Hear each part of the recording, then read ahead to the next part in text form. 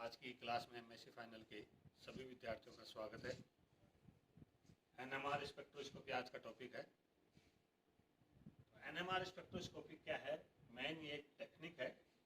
और ये टेक्निक क्या है? This technique of spectroscopy involve the interaction of radio frequency light, interaction of the radio frequency region light, magnetic field of nuclei and external magnetic field. तो interaction किस किस के मध्य हो रहा है?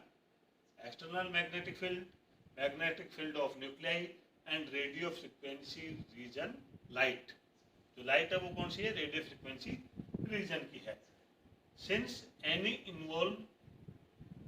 Since any moving charge particle generate magnetic moment along with the axis off spin, spin जो हो रही है उसके अलोंग द एक्सिस ही एक दूसरा जनरेट मैग्नेटिक फील्ड हो रहा है। So that such nuclei which have non zero value of D, D की वैल्यू क्या होना चाहिए? जीरो नहीं होना चाहिए। आई की वैल्यू, सॉरी डी नहीं, आई की वैल्यू नॉन जीरो होना चाहिए या 1 होना चाहिए, 1/2 होना चाहिए। जहां आई क्या है? Nuclear spin quantum number. तो ये जनरेट हो रहा है वो इसी के कारण हो रहा है, एक्सिस ऑफ स्पिन के कारण। एक्ट लाइक टिन बार मैग्नेट्स, तो ये कैसे व्यवहार करती है? छोटा मैग्नेट की तरह। When such a nucleus like proton is placed in the external field, magnetic field, then its magnetic moment can be aligned in 2 way, alpha state and beta state. Alpha state जैसे ये है, ये आपका proton है यहाँ, और ये external magnetic field के अंदर रख दिया गया। तो मैग्नेटिक फील्ड के कारण क्या होगा? ये अभिविन्यास दो तरह से होगा। ये रहा, ये और ये, इन दोनों की जो डायरेक्शन है वो सेम डायरेक्शन है। और ये अप्लाइड मैग्नेटिक फील्ड है, ये इस प्रोटॉन का स्पिन मैग्नेटिक फील्ड है। दोनों का जो डायरेक्शन है वो सेम है। ये अल्फा स्पिन स्टेट कहलाई। और यहाँ ये दूसरा देखें बीटा स्पिन स्टेट की, तो इसकी डायरेक्शन मैग्नेटिक फील्ड की और अप्लाइड मैग्नेटिक फील्ड की डायरेक्शन एक दूसरे से विपरीत है। इसलिए ये लेस स्टेबल है, और ये अर्थात alpha spin state more stable होती है और beta spin state less stable होती है। ये जो लगा रखा है वो डायरेक्शन ऑफ मैग्नेटिक मोमेंट है in presence of external magnetic field. तो ये जो दर्शाया जा रहा है वो क्या है? Spin state of NMR active nucleus, जैसे proton. Alpha spin state is relatively more stable than beta state. मैंने बता दिया है क्यों? क्योंकि दोनों के डायरेक्शन देखें। The amount of energy required for flipping depend on strength of applied magnetic field. Stronger the magnetic field, higher value will be delta E, और higher will be frequency. The frequency of the radiation to flip the spin state of proton can be determined by this। जो value है frequency की वो इस equation से हम याद कर सकते हैं। किसकी? एनएमआर फ्रीक्वेंसी की। न्यू बराबर गामा h0/2 पाई। गामा क्या है? A nuclear constant, the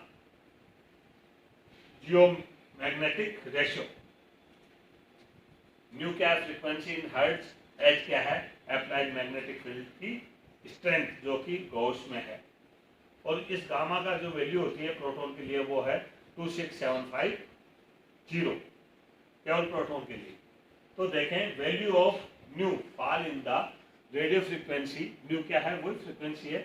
false in the radio frequency region of electromagnetic radiation. जो इलेक्ट्रोमैग्नेटिक रेडिएशन है उसका जो रीजन होगा वो कौन सा रीजन? रेडियो फ्रीक्वेंसी रीजन के ही अंतर्गत ये न्यू वैल्यू होगी। In particle given substance is placed in constant radio frequency region radiation and strength of applied magnetic field is steadily increased। तो यहाँ जो फ्रीक्वेंसी है, ये फ्रीक्वेंसी रेडियो फ्रीक्वेंसी वो तो कांस्टेंट रखेंगे, और इंक्रीज क्या करेंगे? अप्लाइड मैग्नेटिक फील्ड है उसको इंक्रीज करेंगे। At a particular value of field, जो अप्लाइड फील्ड है उसकी particular value of field strength del E match with the energy of radiation in energy of radiation.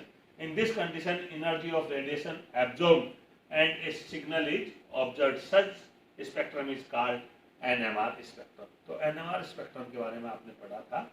NMR spectrum क्या करते हैं, जो रेडियो फ्रीक्वेंसी है उसको तो हम कांस्टेंट रखते हैं, एक ही वैल्यू रखेंगे, और इंक्रीज क्या करेंगे, हम इंक्रीज क्या कर रहे हैं, अप्लाइड मैग्नेटिक फील्ड रीजन कर रहे हैं.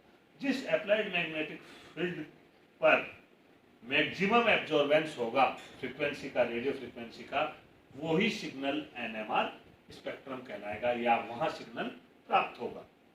But the situation is not simple as describe. जैसा हमने ऊपर बताया है उतनी सिंपल नहीं है. Above in reality the frequency at which a proton absorb radiation depend on the magnetic field which is actually experienced by proton. तो किस पे डिपेंड कर रहा है, जो प्रोटॉन एब्जॉर्ब कर रहा है फ्रीक्वेंसी, वो डिपेंड ऑफ मैग्नेटिक फील्ड, उस मैग्नेटिक फील्ड पे डिपेंड कर रहा है जो प्रोटॉन उससे इंस्पायर्ड हो रहा है या प्रभावित हो रहा है. The experienced magnetic field strength is not exactly the same as the applied field strength. जो अप्लाइड फील्ड स्ट्रेंथ है उसके समान नहीं होता है. And it depend on the electronic environment of the proton. अर्थात प्रोटॉन का जो इलेक्ट्रॉनिक एनवायरनमेंट है वो क्या है, उस पर डिपेंड करता है. कौन सा, जो एब्जॉर्बेंस ऑफ मैग्नेटिक फील्ड है. ये देखो, ये सिग्नल है NMR, यहाँ ये अप्लाइड फील्ड की स्ट्रेंथ है इधर और इधर, और यहाँ है एब्जॉर्बेंस ऑफ रेडिएशन. तो इस पर ये रेडिएशन है वो मैक्सिमम एब्जॉर्बेंस है, इसलिए ये अप फील्ड है, इधर इधर डाउन फील्ड है, अर्थात लो फील्ड और हाई फील्ड. और ये डेल ppm, डेल क्या है, इसकी यूनिट है ppm पार्ट पर million. NMR active and NMR inactive nuclei. NMR active nuclei वो होगी जिनके लिए I का मान 0 नहीं होगा, पहले बता चुके हैं. अर्थात such nuclei which have non zero value of I are NMR active. I क्या है, या nuclear spin quantum number. Some nuclei have I equal to 0 value. These can not give NMR spectrum. मैं पहले बता चुका आपको, जिसके लिए I की वैल्यू, जिस न्यूक्लियाई के लिए I की वैल्यू 0 होगी वो NMR स्पेक्ट्रा नहीं होगा, नहीं देगा, और वो इनएक्टिव न्यूक्लियाई कहलाएगा. And these nuclei are called NMR inactive nuclei. For example हम देखें तो यहाँ इधर देखें, कुछ NMR एक्टिव न्यूक्लियाई दिए गए हैं. प्रोटॉन है, ड्यूटेरियम है, नाइट्रोजन 14 है, बोरोन 10 है, फ्लोराइड या फ्लोरीन 19 है, कार्बन 13 है, ऑक्सीजन 17 है, और फास्फोरस 31 है. इसमें देखो यहाँ 1/2 है इसके लिए I का मान इसके लिए 1 है, इसके लिए 1 है, इसके लिए 3 है, इसके लिए 1/2, 1/2, 5/2 और 1/2. NMR इनएक्टिव जो न्यूक्लियाई है वो है हीलियम, ऑक्सीजन 16, कार्बन 12 है. फॉर ऑल दीज वैल्यू क्या हो जाएगी, R की 0, I की 0 वैल्यू इन सब के लिए, इसलिए ये इनएक्टिव न्यूक्लियाई, इनके लिए I की वैल्यू 0 से अलग है, 0 नहीं है, इसलिए ये active nuclei. Some other examples देखें तो यहाँ देखें हम, number of proton, number of nuclei, value of I. अगर किसी भी एलिमेंट में नंबर ऑफ प्रोटॉन ओड है और नंबर ऑफ न्यूट्रॉन भी ओड है, तो I की वैल्यू उनके लिए 0 होगी या इंटीग्रल वैल्यू होगी. फॉर एग्जांपल कार्बन 16 और नाइट्रोजन 14. यहाँ देखें, अगर प्रोटॉन की संख्या इवन हो और न्यूट्रॉन की संख्या भी इवन हो तो इनके लिए I की वैल्यू क्या होगी, 0. यहाँ I की वैल्यू नॉन जीरो है, इंटीग्रल वैल्यू है, 1/2, 1, 3/2 जैसा भी. इनके लिए यहाँ I की वैल्यू 0 है. कब, दोनों ही इवन हो तो ये IR इनएक्टिव है. यहाँ देखें आगे, तो नंबर ऑफ प्रोटॉन इवन है और नंबर ऑफ न्यूट्रॉन ओड है, या नंबर ऑफ प्रोटॉन ओड है और नंबर ऑफ न्यूट्रॉन इवन है, तो I की वैल्यू हाफ इंटीग्रल वैल्यू होगी या हाफ इंटीग्रल स्पाइन होगा, 1/2 वैल्यू होगी जैसे प्रोटॉन. फिर एक बार देख लो, यदि एलिमेंट में नंबर ऑफ प्रोटॉन और नंबर ऑफ न्यूट्रॉन दोनों ही ओड हो तो उनके लिए I की वैल्यू नॉन जीरो होगी, और यह न्यूक्लियाई क्या होगा, NMR एक्टिव न्यूक्लियाई होगा. अगर प्रोटॉन का नंबर ऑफ प्रोटॉन इवन हो और नंबर ऑफ न्यूट्रॉन भी इवन हो तो I की वैल्यू जीरो होगी, आई की वैल्यू क्या होगी, जीरो। और ये इनएक्टिव NMR न्यूक्लियाई होंगे। यहाँ यदि प्रोटॉन की संख्या इवन, न्यूट्रॉन की संख्या ओड, या प्रोटॉन की संख्या ओड, न्यूट्रॉन की संख्या इवन, ओड इवन हो तो आई की वैल्यू हाफ इंटीग्रल स्पिन होगी, 1/2, 3/2, 5/2, 10 एक्स्ट्रा।